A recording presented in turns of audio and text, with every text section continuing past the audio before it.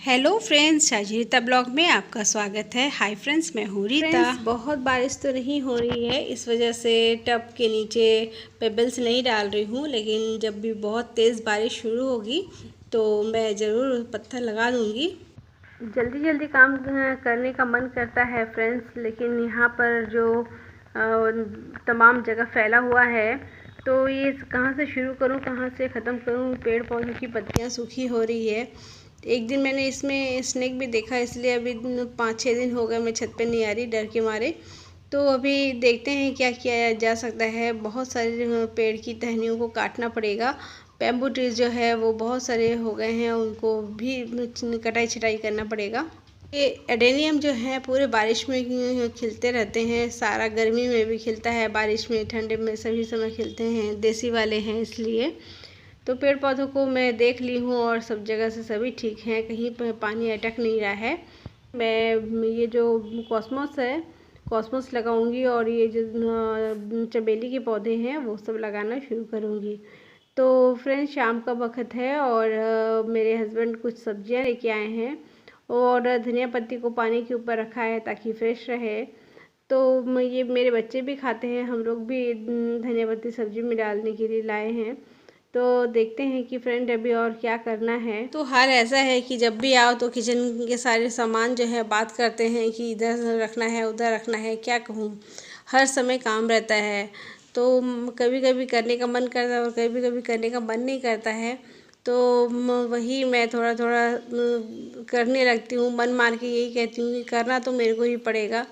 तो इसलिए धीरे धीरे ये सब भी करना शुरू कर देती हूँ।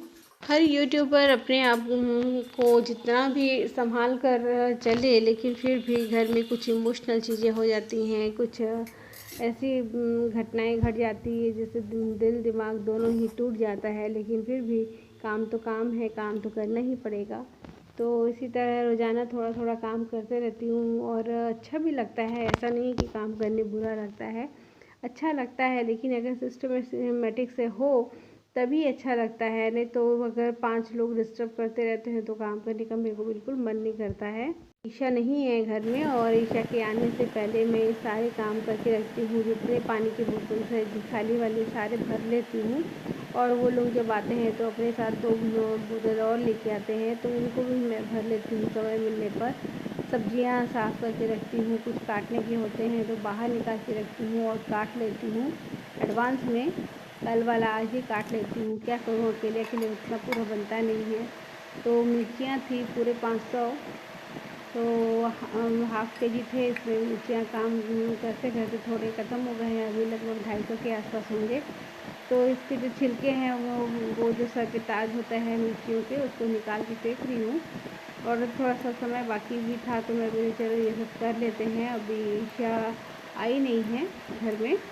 ईशा आती है तो घर में बच्चों की तरह सारे सामान बिखरा देती है। जैसे अभी मैं मिर्ची साफ़ कर रही हूँ, वो आएगी तो क्या करती है, वो मिर्चियों की जो डंडी है और अच्छे बुरे सारे मिर्चें एक साथ घुसा देती है, सारी चीज़ में मिला देती है। तो फ्रेंड, काम कंप्लीट हो गया है तो मैं ईशा के पापा को चाय दे के आई हूँ और मैं अपने लिए भी चाय बनाई हूँ। ईशा तो खाएगी नहीं, उससे पूछा था मैंने, वो खाएगी नहीं, वो भी आ गई है। तो ये मोबाइल को आपके सामने के लिए कुछ बना रही है। और मैं अपना ये चावल होता है ना फ्रेंड, दोपहर के चावल थे तो मैं उसको सरसों और सूखी मिर्ची कच्चा मिर्ची के साथ फ़ौरन लगा के भून ले रही हूँ, क्योंकि ठंडे वाले चावल ले लूँ तो मैं किसी को भी नहीं दूँगी, इसलिए मैं नहीं खा लेती हूँ। तो ये चावल फ्राई हो रहे हैं, दोपहर के हैं। और एक तरफ में ईशा जो है वो मिक्स वेज जो है वो काट ली है और काटने के बाद तवे में फैला फैला के भूंज रही है। तो अच्छा ही लगता है, बुरा नहीं लग रहा है। बच्चों के हाथ का खाना हर समय मम्मी पापा को अच्छा लग रहा है, ऐसा ही कहना चाहिए। ज़्यादा क्रिटिसिज्म करेंगे तो बच्चे खाना फिर बनाएंगे नहीं, जो बना रहे हैं वो भी नहीं बनाएंगे। इसलिए मैं उसको हर समय बोलती हूँ कि बहुत अच्छा बना है। मेरी मम्मी भी हम लोग को बोलती थी खाना बनाते समय, जब हम बहुत छोटे छोटे थे तो हमारी मम्मी भी हम लोग को बोलती थी कि बहुत अच्छा बना है खाना। तो फिर जब हम अपना खाते थे तो पता चल ही जाता था कैसे हुआ है। तो ईशा के बनाने पर भी मैं बोलती हूँ बहुत अच्छा हुआ है मम्मा। तो वो भी खुश हो जाती है। वो भी बहुत पहले से खाना बनाना शुरू कर दी है, क्योंकि मैं तो ईशा को छोटे टाइम में रख कर के मम्मी के पास चली जाती थी। मम्मी का तो पैरालिसिस ईशा जब क्लास 4 में पढ़ रही थी तभी से हुआ है, और उसके बाद में मम्मी लगभग 12-13 वर्ष सरवाइव की। हर अंग कुछ ना कुछ चीज़ों के लिए बना है, तो इसलिए हर एक चीज़ में अंग में कुछ ना कुछ तो खासियत है ही। और मम्मी का एक हाथ और एक पाँव जो है पूरा पैरालाइज हो गया था साइड से, तो बहुत मुश्किलों से वो अपना दिन गुजार रही थी। ऊपर से उसमें भी माँ गिर गई थी। गिरने से पैर के जो थाई पे बहुत सारे हड्डियाँ टूट गई थी, तो ये बहुत भयानक स्टेज था। लेकिन क्या कर सकते हैं, हर एक के नसीब में अलग अलग तरह का दर्द होता है। तो मम्मी बहुत परेशान होती थी, तो मैं मम्मी को वो स्टोरी बोला करती थी कि एक बार जीसस ने देखा था कि एक जो व्यक्ति है गांव में काम कर रहा है, उसके दोनों पाँव नहीं हैं, तो वो कैसे काम कर रहा है। तो उसके बाद जीसस ने बोला था कि जिसके दोनों पाँव नहीं है वो कैसे सरवाइव करता है, और एक पाँव वाले व्यक्ति तो बहुत खुश नसीब हैं कि भगवान ने उनका पाँव रखा हुआ है। तो मैं भी माँ को समझाती थी, तो लेकिन देखिए बात करते करते मम्मी आ ही जाती है। माँ से बढ़कर तो और कोई है ही नहीं फ्रेंड्स, है ना। मेरी माँ तो नहीं है, लेकिन मुझे लगता है कि मम्मी आजू बाजू में ही होंगी, कहीं तो है घर में, कहीं ना कहीं कोने में है, ऐसा लगता है मुझे। माँ की बहुत याद आती है कभी कभी, फिर लगता है कि क्यों चली गई अकेले बगैर बोले, ऐसा भी लगता है। पर क्या करूँ फ्रेंड्स, मेरे घर में भी मेरी बेटी है, मेरी बेटी भी माँ माँ करते रहती है, तो मुझे भी अपना बचपन याद आता है। फ्रेंड्स, ये जो लंच बन रही है ये हमारे यहाँ ट्यूसडे मॉर्निंग का लंच बन रहा है, और लंच में है फ़िश करी आलू और अरबी के साथ। कटी आलू भी बन रहा है, और साथ में बना है फ़िश के साथ में लौकी की सब्ज़ी, हम लोग शुक्तो बोलते हैं।